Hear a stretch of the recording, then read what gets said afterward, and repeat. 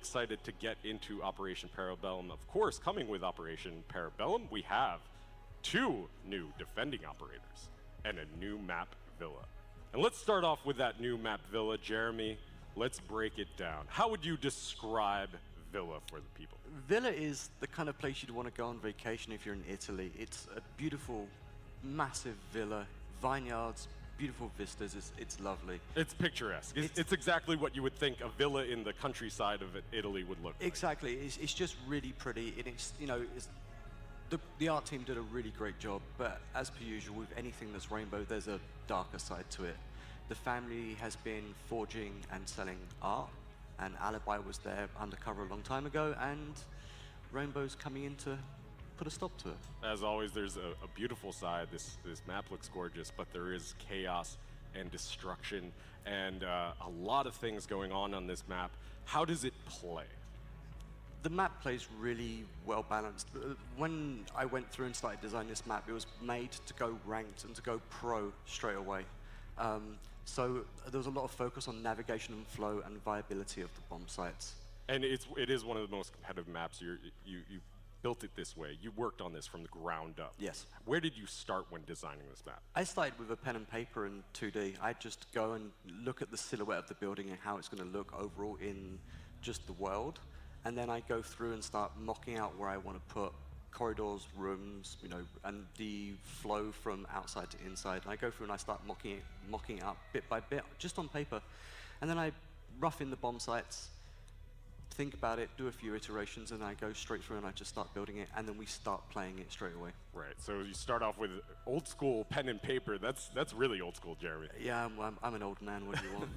You've been designing levels in this industry for a very long time, and you always start off with that pen and paper. That's something that you design, and from that you iterate, you build it in 3D, you create different designs from it out of that, and then you create this flow, and you test this flow, and you make it competitive in a way that feels good as a game, as an experience. It's iteration and learning as you go. You really need to just look at it, look at the angles, look where the doors are, look where the windows are, and look at the rotations that can possibly happen from the design. And that's one of the great things about being a level designer, is you can just go through, and if it doesn't work, you can just erase it and start again. And you know, there's been a lot of different versions of this map. Very early on when we started playtests with the pros liked it, they loved it, they were like, okay, this is going to be a good map. There was one bomb site that wasn't really that viable, but I just went through and reworked it and actually just made it just that much better. It was you know, a couple of days worth of work, and then all 4 bomb sites are viable, and it just go and keep going. You know, if it doesn't work, start again. So through these playtests, you tweak it, you work it, you rework it, you maybe change a few things, and they felt as though this was very competitive. You've been talking about how it's a competitive map. What makes it so competitive? I believe the reason why it's so competitive is because of the viability of the bomb sites and the rotation possibilities on the bomb sites. And then when you add in the destruction of this map and how many walls are destructible, you can open up a bomb site, you can open up an avenue to attack, you can shut down avenues as defense. It takes a long time, but we went through and we just got it perfect, and you know, it's going ranked, so it's great. Yeah, it's going in ranked, of course, and it is being considered for the upcoming Pro League as well, which is really exciting. So let's break down some of the strategy that is going to be seen or potentially seen on this new map, and let's start with the tactical view of the attackers and where they're going to spawn. So let's take a quick look at that. So here is the outside. You have 3 main entrances: the main entrance, the fountain, and the ruins, or 3 spawns. You have 3 spawns. Main entrance you can go through, and this map's a little bit different. There's actually safe-ish entrances to the basement. So safe-ish. Safe-ish. It's like, nothing's safe in Rainbow. Right, exactly. So from the main entrance, you can go through the cellar into the basement. From ruins, you can go through the side and then go through to the crypt entrance, and same from the fountain. So you've got 3 really great spawn points and 3 really great avenues just to get to the building. And when you see it, it's easy to call out, and it's really nice, and the paths are really good and quite well balanced. So you've been talking a lot about inside the building, so let's take a look inside the building. Let's go inside and break down the defenders points with their bomb sites as well. And let's start off with the first floor, and let's take a look at the 2 bomb sites on the first floor. On the first floor, we do have kitchen, dining, and lounge library. Let's start off with that first bomb site, kitchen dining room. What's the strategy that we're going to be seeing on that, Jeremy? Kitchen dining is really interesting because just at the back of the kitchen there's a set of stairs that go down through the pantry into the basement. So you've got a really fast rotate that allows you to go through basement, back up and out, and there's hatches as well. What's different with this map is we actually don't have any exterior access to any bomb site, so you always have to go through a room. You have to commit to the bomb site. You can't just jump through a window, plant, and run away. Yeah, and as we're going to be seeing in this bird's eye overview, you are going to see a lot of buffer rooms. What's the design intention behind buffer rooms? The reason for the buffer rooms is because we want the team to commit to the plant. We don't want them just to jump in and then go far back and like hold their plant from a long distance. We want them to have to stick around and actually try and defend it.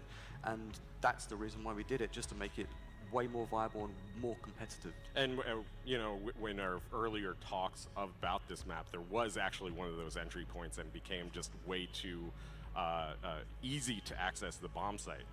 But you guys changed that. Oh no, we flat out changed it. Kitchen dining, it was a little bit too easy to get into the bomb site from the fountain, so we changed it, added a few different paths and a few more destructible walls, and just locked it down to make it way more viable than it actually was at that time. But that's the beauty. That's the beauty of having the pros come in and actually have their feedback, and even high-ranked players come in and play.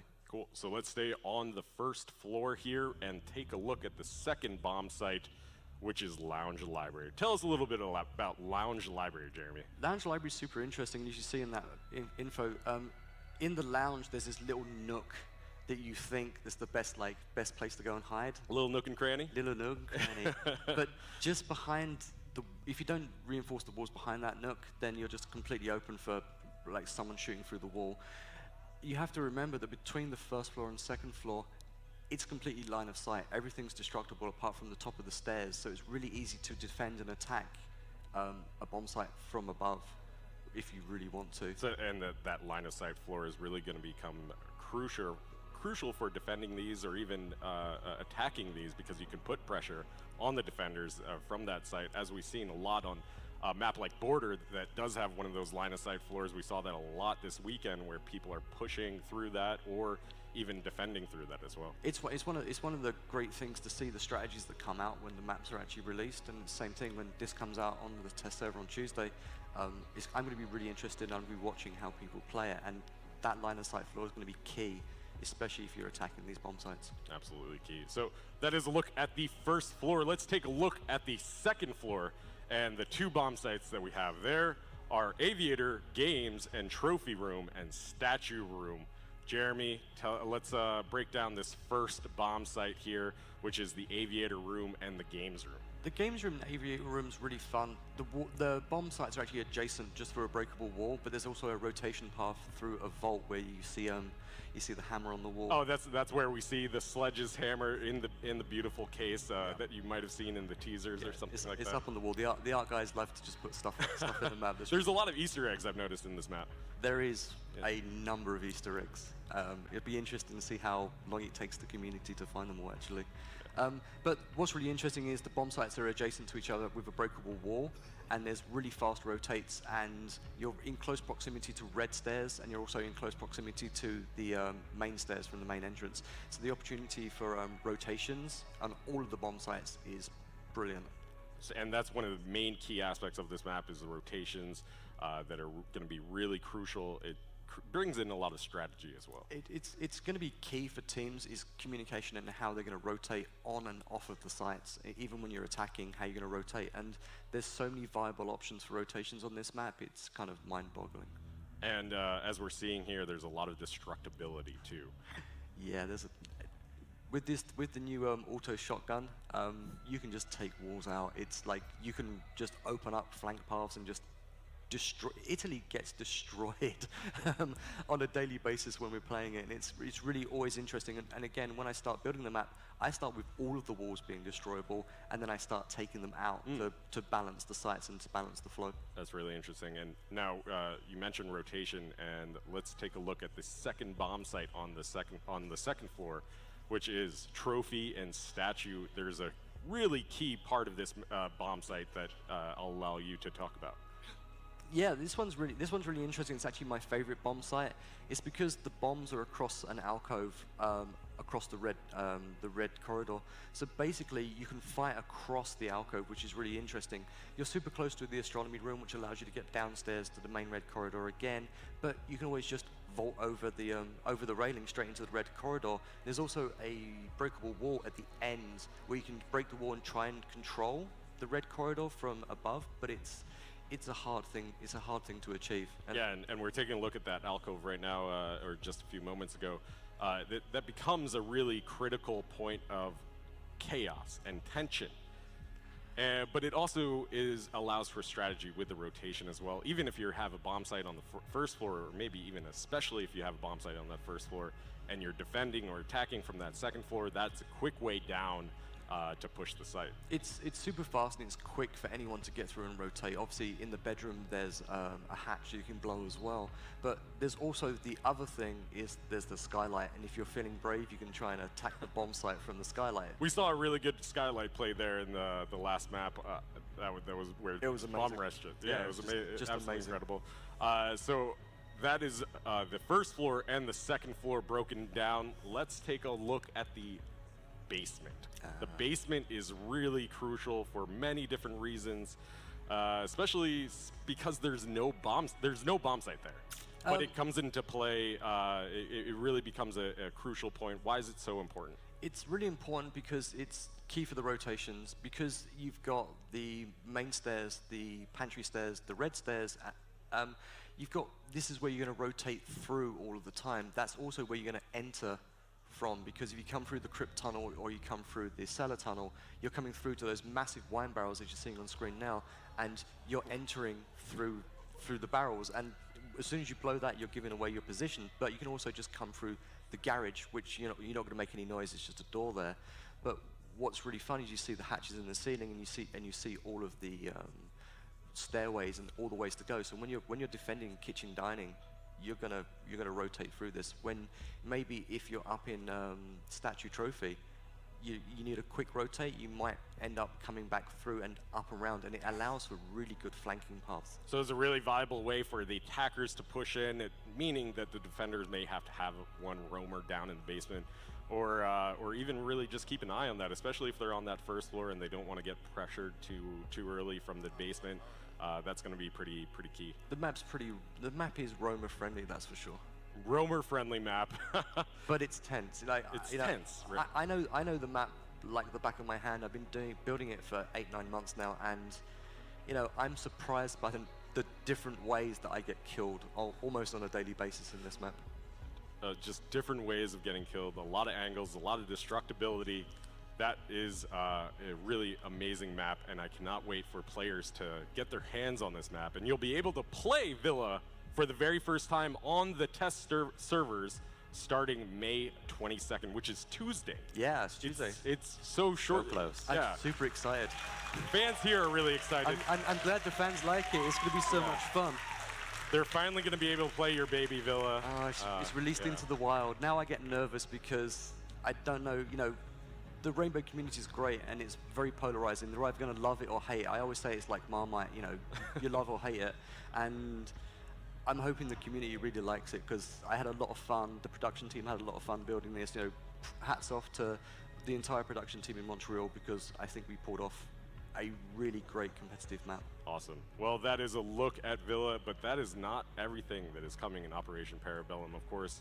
We also have our two new operators, Maestro and Alibi. They are defense operators. The crowd here is hyped to take a look at them for the very first time. And of course, Operation Chimera may have favored the attack side, but Operation Parabellum will favor the defense. Let's take a quick look at the UB blog video breaking down these two operators. The new Villa map coming to Rainbow Six Siege in Operation Parabellum may look like a nice spot to relax. But attackers will need to be on high alert to deal with the devious gadgets that the two new defending operators from the Italian CTU are putting into play.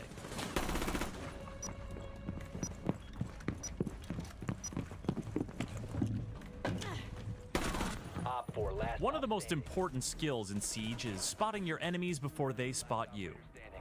But what if your enemy wasn't your enemy?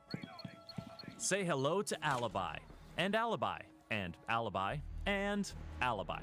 Only one of them is your opponent. The rest are holographic decoys. Alibi can throw her 3 decoys anywhere, but they'll only deploy if they have the space. They can't hurt you, but if you shoot them or touch them, your position will be compromised immediately, and you'll be marked repeatedly for the next few seconds, which is bad. You're exposed. Watch out for decoys pretending to spawn peek, and decoys pretending to hold angles. Watch out for decoys that used to be decoys but are now just Alibi, pretending to be a decoy. Doing any damage to the base of the decoy will destroy it. And as long as you don't shoot or touch the hologram while doing it, you won't be marked. Twitch is an especially good decoy hunter. Thatcher can disrupt them for a bit, and Glaz's sight won't be fooled. You can also keep an eye out for visual discrepancies. The decoy always wears Alibi's default clothing and wields her Storm SMG without any attachments. So if you see Alibi wielding the new ACS-12 shotgun, you'll know she's the real deal. So what happens if Alibi chucks a decoy outside? Well, like a defender who runs outside, the decoy gets marked. But marks are different when Alibi's in the match because they don't reveal the operator's identity. So a decoy deployed outside and a defender that runs outside will look the same unless the attacker can actually see them with their eyes. Though the decoy's mark expires after 10 seconds, that's 10 seconds with a lot of opportunity for mischief.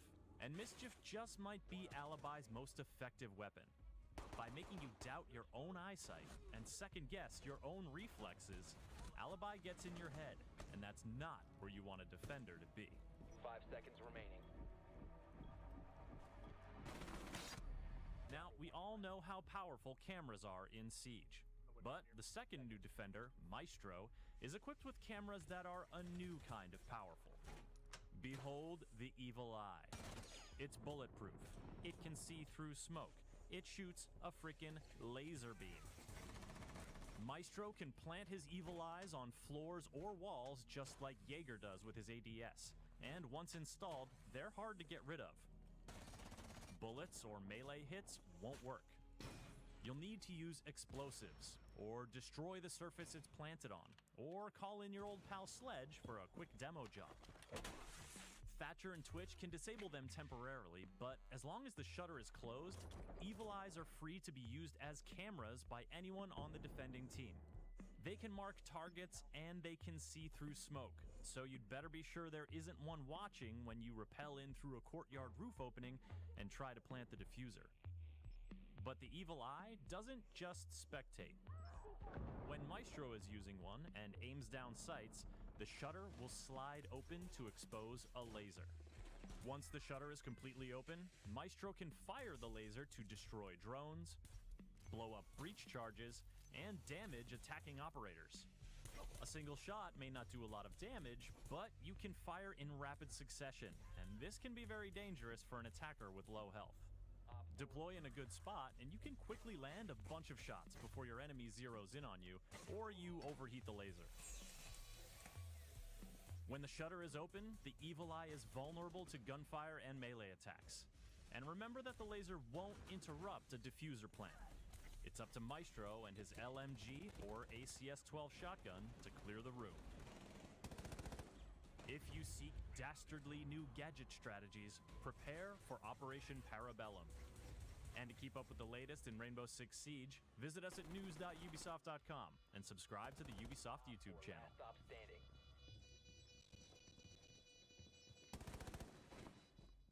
Thank you to Chris Waters for breaking down those operators and giving us a